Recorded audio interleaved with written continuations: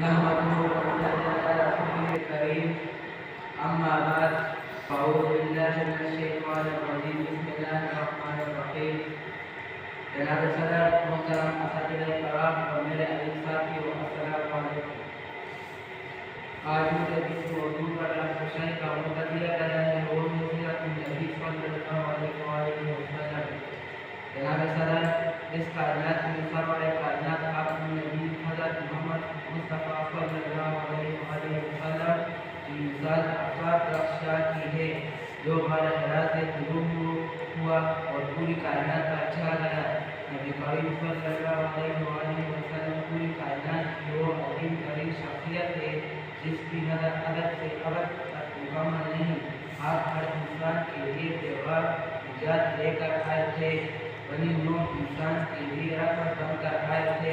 میرے نبی وہ نبی تھے کہ جن کے امت ہونے کی خواہش تمام انبیاء علیہ السلام نے کی تھی، اور ہم اتنے خوش قسمت ہیں کہ ہمیں یہ سعادت بن مانگے مل گئی۔ ہمارے پیدا ہوتے ہی ہمارے کانوں میں اذان دے دی جاتی ہے کہ مبارک ہو تم اس نبی کی امت میں ہو جس پر خالق و جہاں کو ناز ہے۔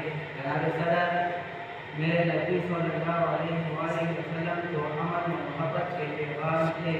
اندھیرے اور تاریکی بستی میں روشن چراغ بن کر آئے تھے، گنہگار بستی میں کے سلامتی بن کر آئے تھے۔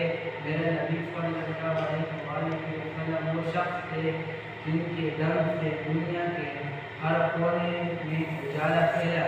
جناب صدر میرے نبی صلی اللہ علیہ وسلم تو بادشاہی میں فقیر کرتے تھے، جن کے پاس نہ چاندی تھی نہ سونا تھا۔ نبی صلی اللہ علیہ وسلم تو پوری چادر میں سردار نظر آتے تھے۔ میرے نبی صلی اللہ علیہ وسلم کی نگاہوں میں بجلی، لبوں میں تبسم اور چہرے پر نور تھا۔ میرے نبی تو سارے لباس میں نشان نظر آتے تھے۔ جناب صدر اگر میں اس موضوع پر تفصیل سے بات کروں تو سورج ڈل جائے گا، دن ختم ہو جائے گا، مگر یہ موضوع اختتام تک نہیں پہنچے گا۔ جناب صدر یہ موضوع لفظ نہیں، یہ میرے دل